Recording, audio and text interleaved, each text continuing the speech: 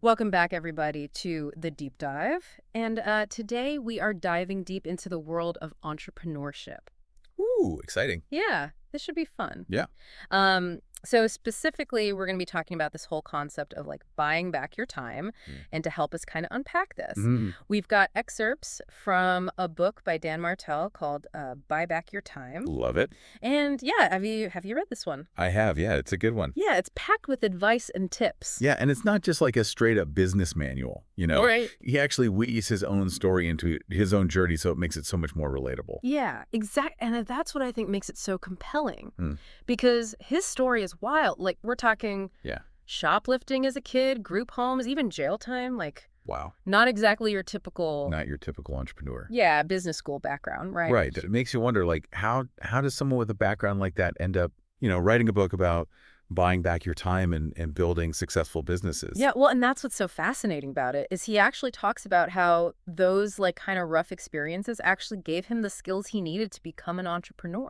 Oh, interesting. So it's like he's kind of turning those challenges into like fuel, you know? Yeah, like flipping the script on what we think creates success, right? Exactly. Mhm. So we've got this guy with like a pretty rough past, right? Yeah. Turns it into fuel for entrepreneurship. But then here's where it gets really interesting is he talks about how he bought into that whole like get shit done mentality at first. Oh, yeah. You know, like pushing yourself to the limit, working all hours. Hustle, hustle, hustle. Yeah, exactly. Which for a lot of entrepreneurs leads straight to burnout. Oh, yeah, for sure. It's like they're chasing freedom, but they end up like chained to their desks. Right? Yeah, totally. And Yeah. that's exactly what happened to Martell. Really? Oh, yeah. He had burnout. He even had some businesses that failed. And there's this pivotal moment he describes in the book. He's at Disneyland with his family, finally taking a break. And his body just gives up. Oh, wow. Like he couldn't even walk for more than 10 minutes without feeling awful. That's hitting the wall hard. Yeah, it's like his body was screaming at him saying, something's got to change. It's like that pain line he talks about. Yeah, exactly. Like your body's telling you enough. Like a wake-up call, right? Yeah, totally. Have you ever felt that way in your own work? Oh, yeah, definitely. I think everyone hits that wall sometimes. Yeah. And for Martell, it was a total wake-up call. Like it made him realize he needed to value his time more and build businesses that actually gave him freedom, not just more work. Right, because what's the point of all the success if you don't have time to enjoy it, right? Exactly. He had to figure out a new approach, like stop trading all of his time for money. And that's where he introduces this idea of the buyback principle. Okay, I like that. So it's all about like strategically using your money to free up your time so you can focus on what truly matters.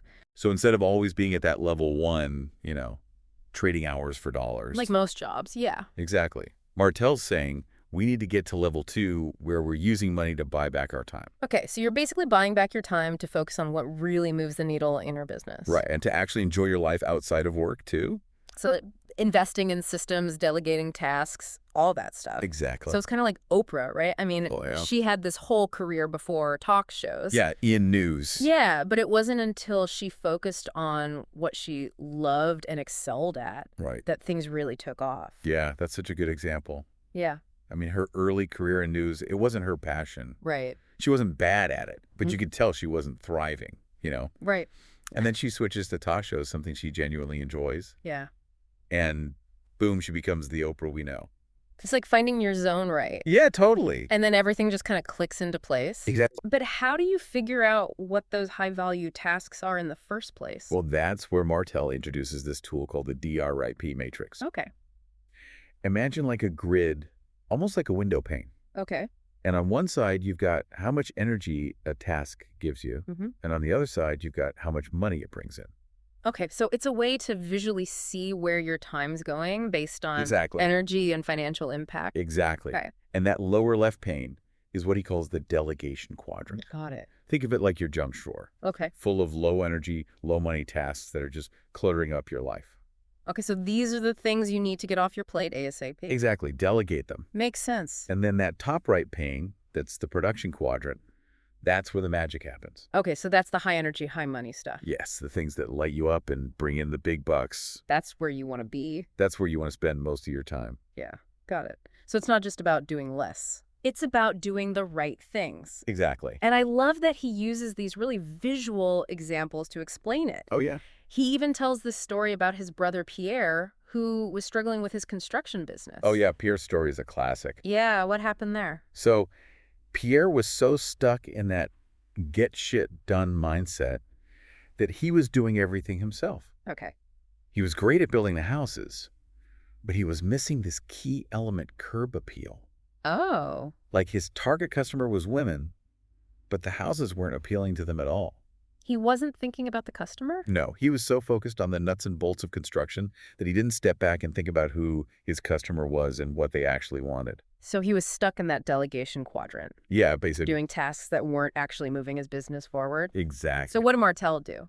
Well, he helped Pierre realize that his true strength was in sales, Okay. not micromanaging every little detail. Right. So he convinced Pierre to delegate all those day-to-day tasks and focus on what he was best at, selling those houses. And what happened? His business took off. Wow. Yeah, it's a perfect example of how understanding your strengths and delegating effectively can unlock some serious growth. That's amazing. But even when you know what to focus on, Mm-hmm. there are these sneaky things that can sabotage your time and success. He calls them time assassins, right? Yes, and he identifies 5 common ones that entrepreneurs need to watch out for. Okay. It's so easy to fall into these traps without even realizing it. Yeah, I bet. So let's start with the first one. Who do you think it might be? Well, based on what we've talked about so far, I'm guessing it has something to do with either working too much or not delegating enough. You're on the right track. The first-time assassin is the stall. The staller. Okay. This is the entrepreneur who hesitates on big decisions, often because of fear or self-doubt. Oh, yeah. They get stuck in analysis paralysis and miss out on opportunities. Oh, I know that. Yeah, they can be so frustrating to work with, always second-guessing themselves, delaying progress. Right. He tells a story about this guy named Sahid, a brilliant businessman who was offered an amazing partnership opportunity. Okay. But guess what? It took him almost 3 weeks to reply to a simple email about it, Oh, no. and by then the opportunity was gone. Ouch. That's going to hurt, but why would someone do that? I mean, it's a great opportunity, right? Martell suggests it was self-doubt, holding Sahid back, maybe a fear of failure or feeling like he wasn't good enough. Right.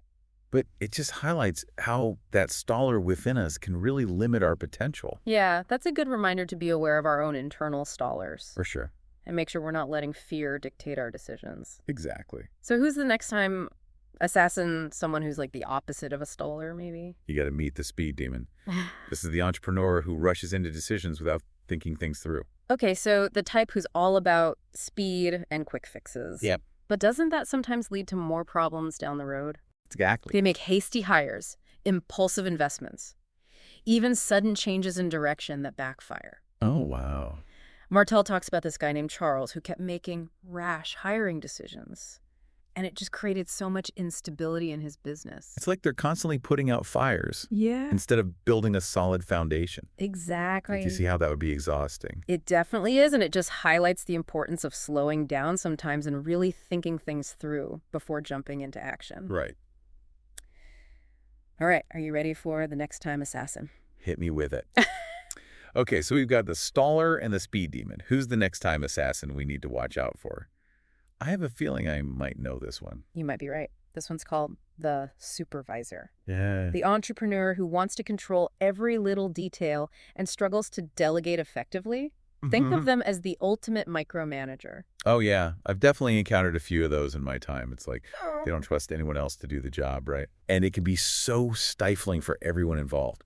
It kills creativity, it prevents employees from growing, and it makes it almost impossible to scale the business. Martell uses the example of Kyle, this entrepreneur, who knew he needed to build systems and train his team, but he just couldn't let go of the reins. It's like they're afraid if they stop holding on for even a second, the whole thing will fall apart. But Yeah. really, they're the ones holding everything back. Exactly. And it's usually rooted in a fear of losing control or a lack of trust in others. Right. But the irony is, by trying to control everything, they end up losing control of their time and energy. It's a vicious cycle. Okay, so we've got the staller, the speed demon, and the supervisor, who are the last two time assassins lurking in the shadows. The fourth one is the saver. This is the entrepreneur who hoards money instead of investing it strategically in their business. The classic penny pincher I get, being careful with money. But how can that be a time assassin? Well, think about it. Every entrepreneur needs to invest in things like marketing technology, even hiring the right people. But the saver is so afraid of taking financial risks Right. that they end up stunting their own growth. It's like they're so focused on saving every penny that they miss out on the bigger picture. They forget that money is a tool to help them achieve their goals, not something to be hoarded away. Exactly. And especially in the early stages of a business, those strategic investments can make all the difference. Yeah, that makes sense. Okay, so that's 4 time assassins down. Who's the final one we need to be on the lookout for? This one hits close to home for many entrepreneurs. It's the self-medicator. This is the person who turns to unhealthy coping mechanisms to deal with the pressure of running a business. So we're talking about things like working too much, maybe even turning to substances or unhealthy habits to escape the stress. That said, Martell's very candid in the book about his own struggles with this in his 20s. He talks about how easy it is to get caught in that cycle of pushing yourself to the limit and then seeking unhealthy ways to unwind. I think a lot of people can relate to that, especially entrepreneurs who are so passionate about their work that they have trouble setting boundaries. Right. It's a reminder that success shouldn't come at the cost of our well-being. We need to find healthy ways to manage stress and make sure we're taking care of ourselves, both physically and mentally. That's such an important message, and I appreciate Martell being so open about his own experience with it. Okay, so now that we've unmasked all 5 time assassins, what can we do to fight back? Is there a way to systematically eliminate them from our lives? That's where the replacement ladder comes in. Huh. Remember we talked earlier about moving beyond that level 1 trading of time for money? Yes.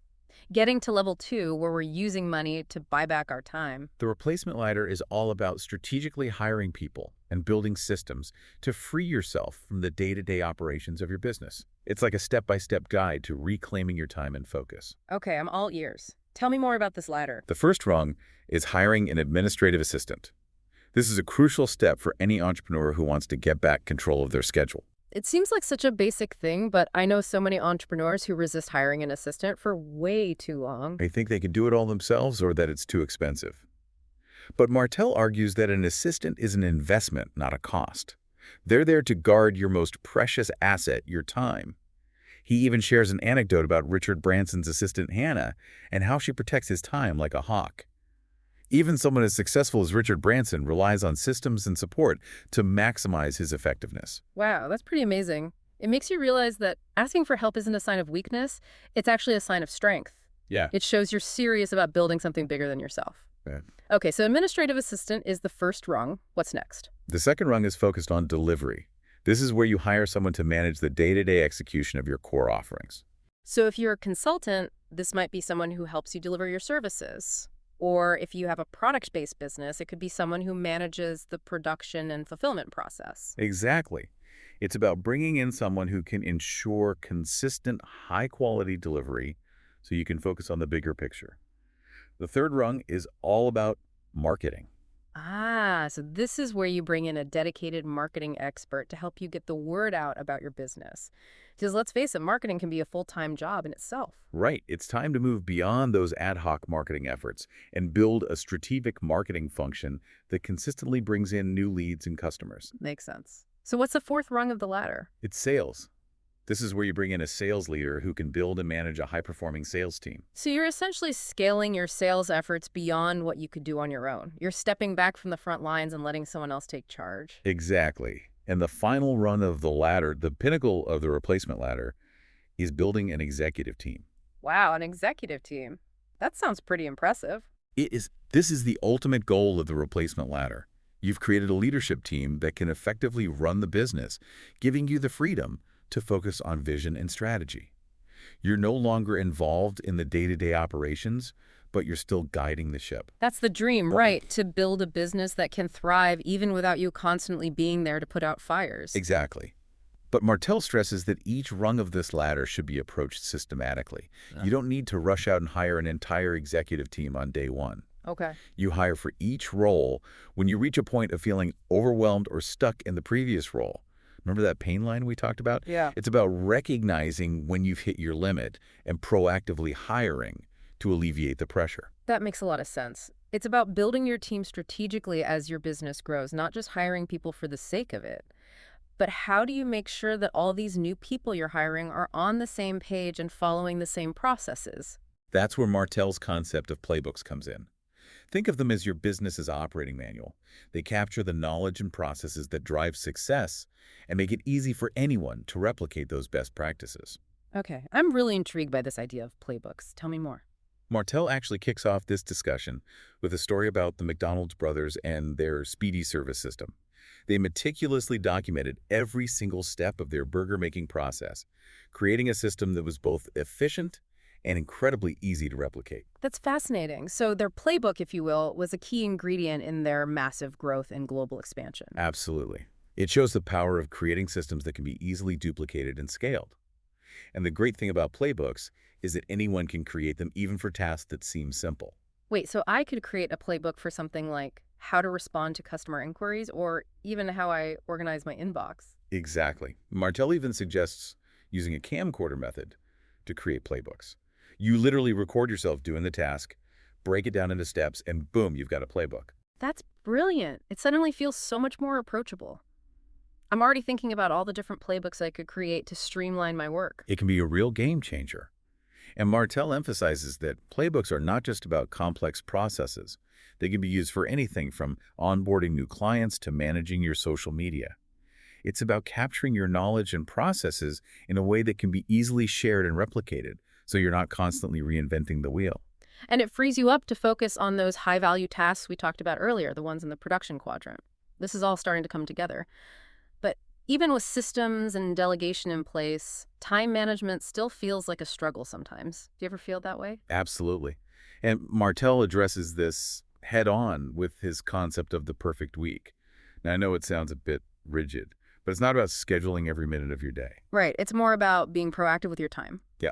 Making sure you're working on the right things at the right time. Exactly. It's about aligning your schedule with your energy levels and priorities. Right. And Martell suggests a few key principles for crafting that perfect week. Okay. I'm all ears. What are his secrets? He's a big fan of time blocking. This is where you dedicate specific blocks of time for different types of tasks.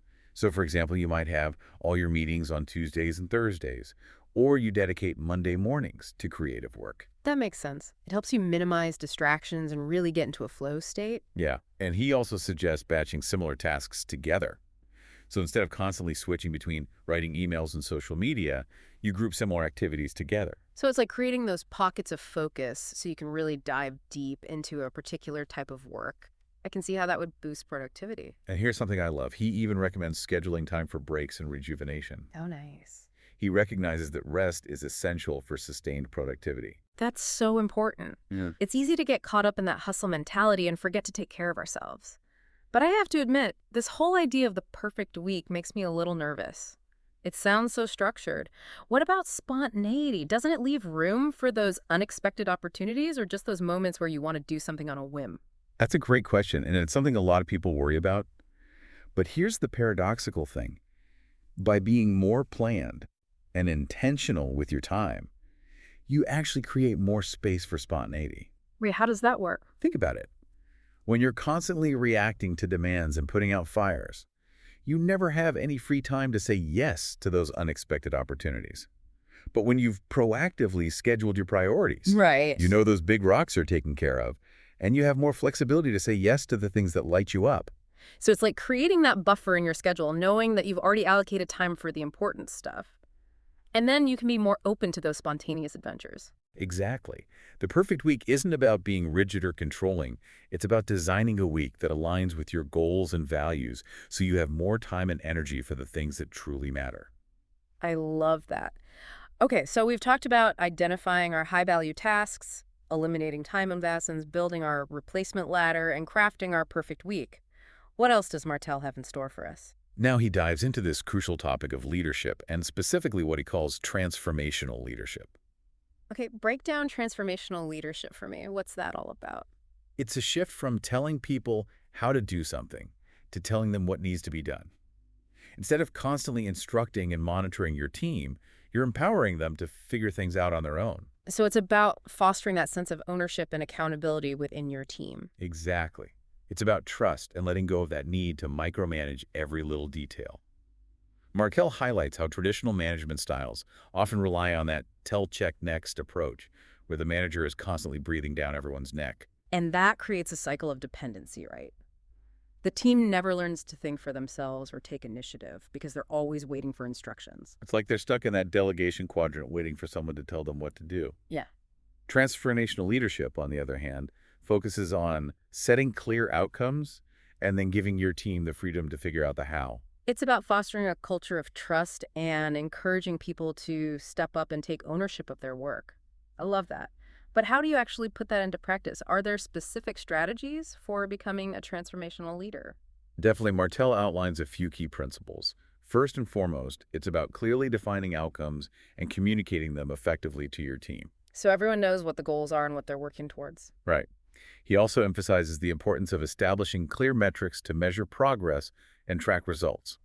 This way, you're not just relying on gut feeling, you have objective data to see what's working and what needs to be adjusted. It's about making data-driven decisions, not just flying by the seat of your pants. Exactly. And crucially, transformational leadership involves coaching and supporting your team to achieve those outcomes. It's about providing guidance and feedback, helping people develop their skills, and fostering a culture of continuous learning. So it's about being a mentor, not just a boss. Exactly. Martell even shares a personal anecdote about receiving feedback from a colleague. It wasn't easy to hear at the time, but it ultimately helped him grow as a leader. It's a reminder that we all have blind spots, and feedback is essential for growth, even when it's tough to swallow. Yeah. He also talks about the importance of creating a safe and supportive environment for feedback to flow effectively.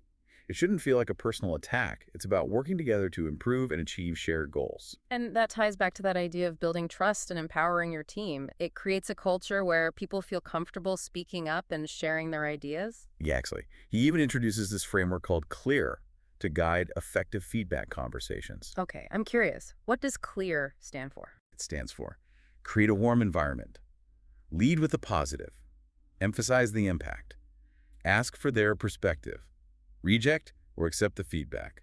So it's a structured approach to make sure that feedback is delivered and received constructively, not in a way that feels personal or accusatory. Exactly.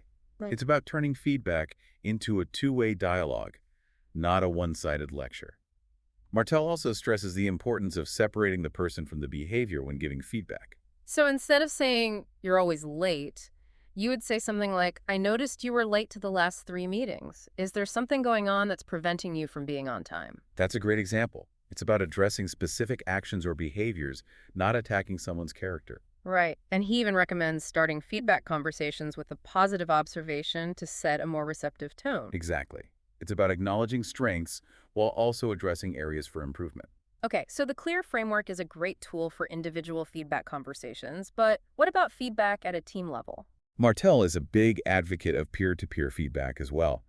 He shares how his executive team engages in quarterly feedback sessions where they give each other honest and constructive criticism. So it's about creating that culture of transparency and accountability across the entire team. Exactly. And it's not just about criticism either. Martell also emphasizes the importance of celebrating successes and recognizing achievements. It's about creating a positive and motivating work environment where people feel valued and appreciated. I love that. It's so easy to get caught up in the day-to-day grind and forget to take the time to celebrate wins, both big and small. But building a successful business isn't the only goal, right? Martell also talks about creating a life you love. Yes, and that's where his concept of the 10x vision comes in. Okay, I'm intrigued. What is a 10x vision? It sounds pretty ambitious. It's about dreaming big, envisioning a future that's 10 times greater than what you might think is possible. It's not about setting incremental goals. It's about pushing yourself to think beyond your current limitations. So it's about shattering those self-imposed ceilings and really going for it. Yeah. Martell believes that having a compelling 10x vision is essential for sustained motivation and achieving breakthrough results.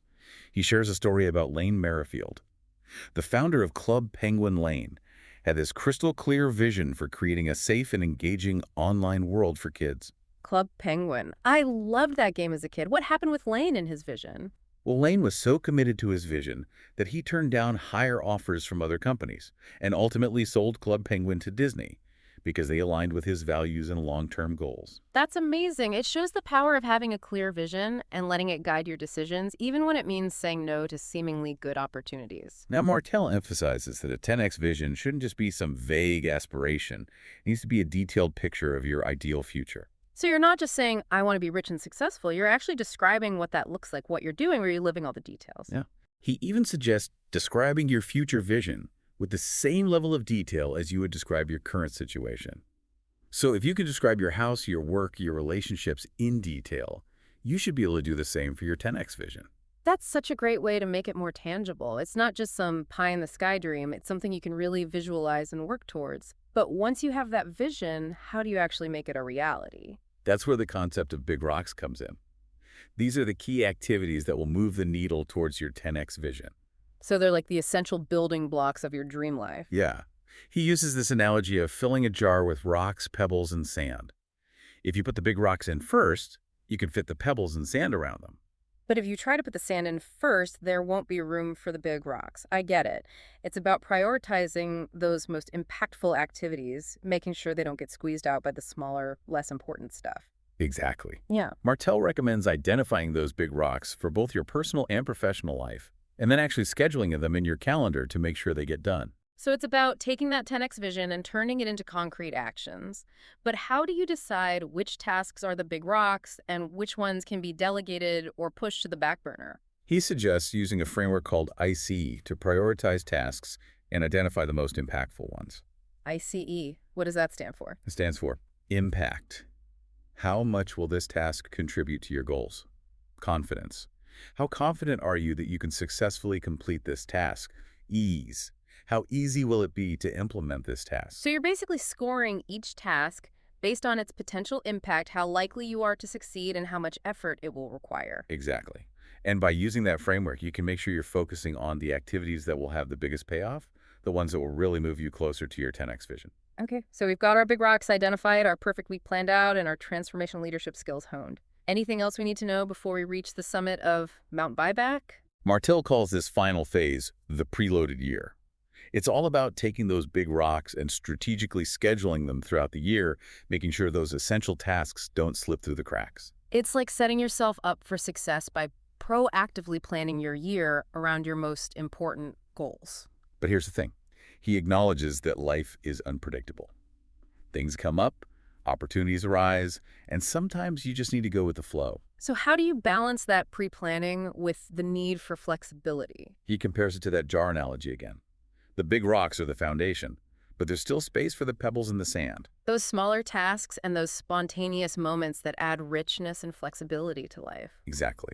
He emphasizes that by being proactive and scheduling your priorities, you're actually creating more space for spontaneity. Yeah. It's like you've built that solid foundation so you can be more open to those unexpected joys that make life so much fun. It's about having the best of both worlds, structure and flexibility, planning and spontaneity. I love that.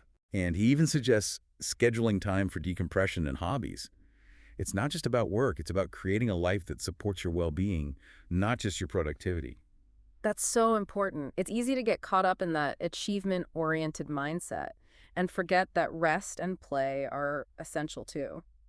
Okay, so we've covered a lot of ground in this deep dive into buy back your time.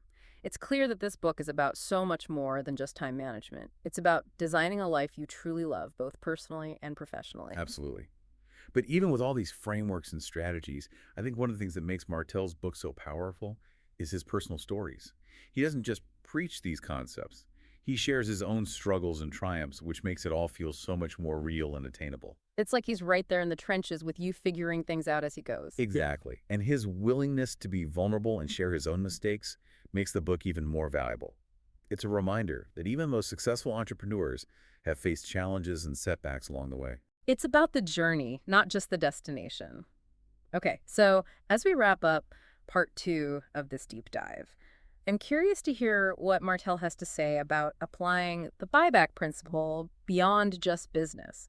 Is it possible to buy back your life? That's exactly what we're going to explore in part 3. Get ready for some surprising insights about how to reclaim not just your time, but your entire life. All right, so welcome back to the deep dive. We've talked about all these strategies for buying back your time in Yeah, business. tons of great stuff. But now I'm curious, like, can you actually buy back your whole life, not just your work hours? That's what Martell gets into in this last part, and you know how he loves a good story. Oh, yeah. He starts this off by talking about his laundry. Laundry. That's an interesting place to start. I know, right? But it actually makes sense. Okay. So early on, when he was super focused on building his businesses, Hmm. he realized that even simple tasks like laundry were eating into his time. Oh, yeah. It was a light bulb moment for him that the buyback mindset could apply to everything, not just work. Okay, so it's like that saying, death by 1,000 paper cuts. Exactly. It's not one big thing, but all those little tasks that add up. Right, and they drain your energy. Right. So did he actually outsource his laundry? He did. He decided it was worth it to free up his time and mental space for things he actually enjoyed Okay. or that would move the needle in his business. Okay. And then he takes it a step further and talks about hiring a house manager. A house manager, like for parties and stuff? Not exactly. Yeah. It's more about delegating all those household tasks that can consume our time and energy. Okay. Grocery shopping, meal prep, even making travel arrangements. Okay. Martell's house manager handles all those little things so he doesn't have to. So he can focus on the bigger picture? Yeah, even make sure there's a fresh bottle of water by the bed every night. Okay. That does sound kind of luxurious. It is, but it also frees up so much mental space. Yeah, it's like you're outsourcing the mental load, not just the tasks themselves. Exactly. And it's Uh-huh. about creating an environment that supports your well-being. Mm. So you can show up as your best self in other areas of your life. Right. Of course, some people might say outsourcing these tasks is like lazy or indulgent. Yeah. You think you're too good for laundry. Right. Exactly. But Martell actually argues that it's selfish not to delegate if you can afford it. Oh, interesting. By outsourcing, you're not only freeing up your own time, but you're also providing employment opportunities for others. Okay, yeah, that's a good point. It's a win-win. You're helping yourself and helping others at the same time. Exactly. And it's not just about getting things done right. No, He talks about how this can actually improve your relationships. that's a big one. When you're not stressed and overwhelmed by all those little tasks, you have more time and energy to be present with the people you care about. It's like you're creating more space for quality time with your family and friends Yeah, without constantly feeling like you should be doing something else. exactly. So this whole idea of buying back your life goes beyond just outsourcing tasks, right? Oh, yeah, for sure. He talks about investing in your well-being too. Right, like hobbies, exercise relationships, and even facing those often dreaded finances. It's like a holistic approach to life, not just focusing on work or achievement. Totally. And he even introduces this framework called EARF to guide this. ERF. Okay, you're going to have to break that one down for me. Okay, so EARF stands for hobbies, exercise relationships, and finances. Okay. Hobbies make time for activities that bring you joy and recharge your energy. Exercise, prioritize physical activity, even if it's just a short walk each day. Mm-hmm. Relationships, nurture those connections with your loved ones. Put in the time and effort to build those meaningful relationships.